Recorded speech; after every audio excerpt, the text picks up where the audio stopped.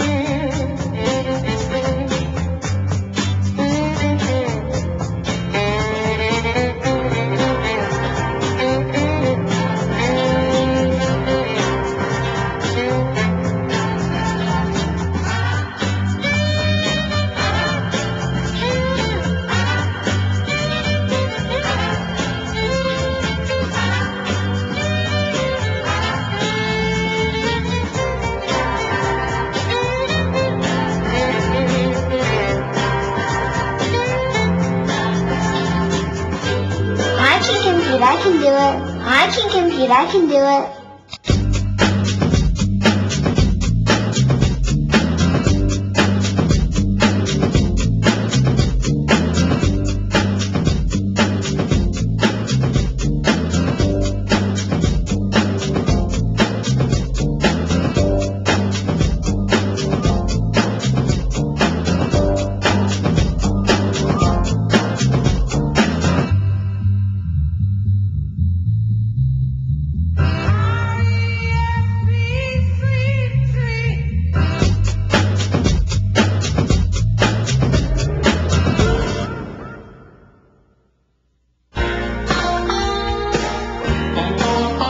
I'm proud to be the person that kicks off the Witty Conference this morning. I think there's something so impressive about seeing this many talented women as we have in this room. It gives me great hope for the future. I think we're good at building and maintaining communities. I think we're good at creating partnerships. And I think we have a responsibility to make sure that we bring humanity to what technology can create.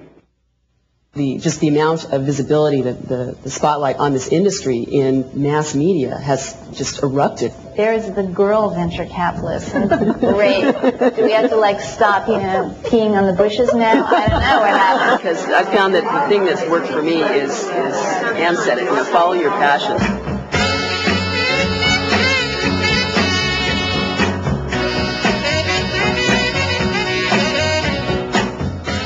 I think the overall population in general, and men in particular, need to understand the contributions that women have made. Women are still not in the mainstream, for better or worse. You can still be described as a woman something or other, when you would not be described as a man something or other if you're the same thing. People do see the technology as being still foreign. It's something boys do that then maybe women use, but the notion that women are creating it is still not widely known. Hence, there's no role models for the girls to hear about. There has, in fact, been a severe drop-off of over 50% of women graduating with the kinds of computer science degrees at the bachelor's level between 85 and 95, and it is, it's scary for us because I can't recruit women. I think if it were couched and if it were described to them that this is what engineering and what technology and what science is all about, it's problem solving, I think you might get a very, very different reaction from girls and a greater interest in pursuing those careers.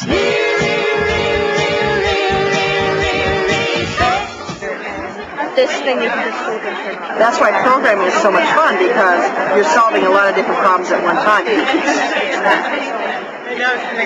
If I asked my 9-year-old daughter, if I called her a geek, she'd hit me, because she would believe that meant she was weird. I wouldn't like to be called a geek. Girls aren't encouraged to stay with the curriculum through middle school. I think that if Americans felt that their girls were being called out at that age, they'd be horrified. And it's phenomenal to see where we are today. So you have to start at a really early age to not get that block that I don't like math or I'm not good in math. It requires us to take a very harsh look at the U.S. educational system. I had a lot of role models who were men, but somehow there's something more intimate and just more personal about women role models. We are proud to induct Dr. Anita Borg to the Whitty Hall of Fame for her outstanding contributions to the advancement of science and technology. And I can think of no challenge that would draw young women into this field greater than knowing that what they're doing is not sitting in a lab doing stuff that is disconnected from the world. They're sitting in a lab doing something that is very, very connected, and they can bring their whole selves to it, their full sense of what the world is, the intuition that we're so famous for.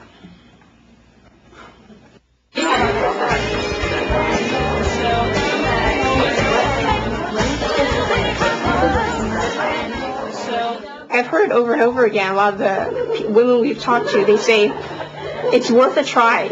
If you're interested, try it. It doesn't matter if you don't like it. It doesn't matter if you fail, as long as you try it, because then you know at least you tried it. And if you don't like it, then you just move on. An important thing is that girls need role models. Girls need inspiration, and that they can be creative, and that they can build teams, and that they can be learners, and that they can find mentors and role models. And once they understand that about themselves, there's no world that they can't conquer. Here's one of my favorite girl geeks. This is Jen, and we found Jen at the MIT Media Lab. The more women there are, both mentors who, like Mary, is a mentor to me, giving me support as a female, the better it is for women, and the more peers you have working with you, the easier it is to find support. Geek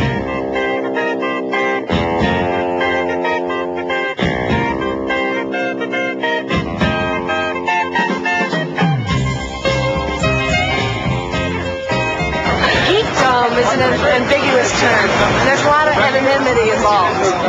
So people can be whatever they want to be, especially in technology. I'm a geek for a living now. I have a day job which is seriously geeky, and there are things that are better than geek, of course. See, you could be the alpha geek or the uber geek. Where I come from, the word nerd or geek was meant as in some ways an insult, and I realized being here that it's actually a compliment. So I think of myself as a geek wannabe. I love the fact that this is called Girl Geeks, because let's just thumb our nose at that whole thing. Sure, I'll be a geek. If I'm successful in technology, that makes me a geek. Terrific. The Internet's a completely different thing. The Internet is an environment to go find things, find people, explore it any way you want to, and it is just as much an environment for women and girls as for men and boys. The web has really opened up tremendous opportunities for girls and young women to get involved in technology. We have 2.5 million women who come to our sites every month. So it's a phenomenal growth that we've experienced over the last few years. And the whole Internet has experienced this phenomenal growth because now 43% of web users are women.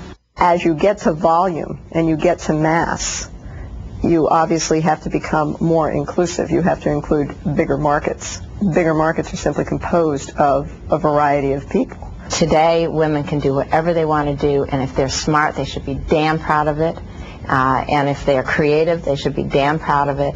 And they should understand that their life is going to be what they make of it. If I were a 12-year-old girl seeing this documentary on TV, I would be fascinated. And I think it would make an impact in what kind of career I decided to go for. The reason I've liked what I've heard about this documentary is to try to take away the hype and the fluff and get into the substance of what can we really tell these girls, their parents, and their educators. What's important to me and why I would want other people to see this is, and to appeal to the mainstream, is the past and the present and the future of women in computing, is that not many people know about the past or hear a whole lot about the present, and it only takes a few role models that other people need to hear about, and with a little bit of money from certain companies, it certainly, I think, would be inspiring. I think a documentary about that is important, yes.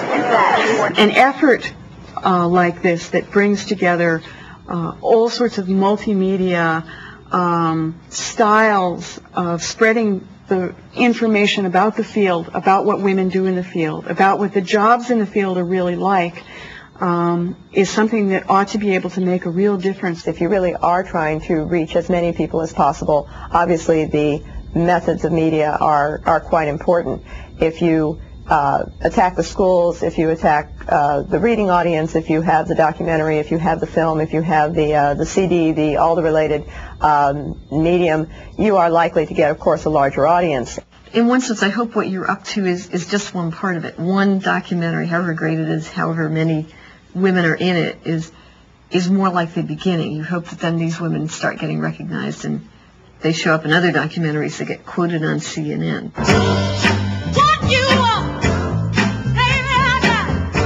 Girl Geeks.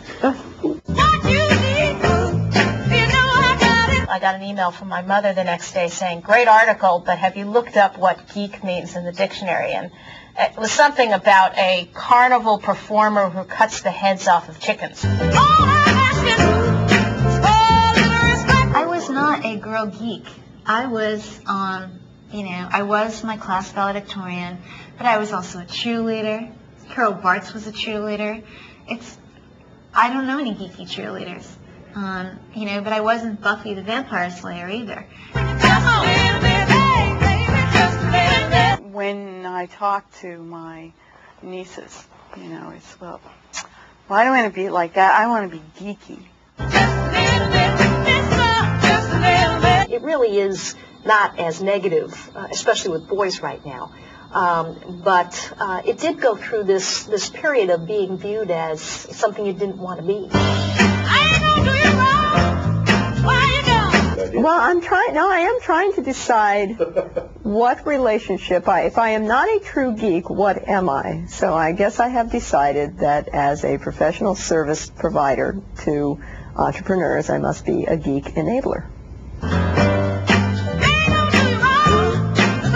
I am really a certified geek, a card-carrying certified geek. I'm proud of it. Maybe it's Girl Geeks with a question mark behind it.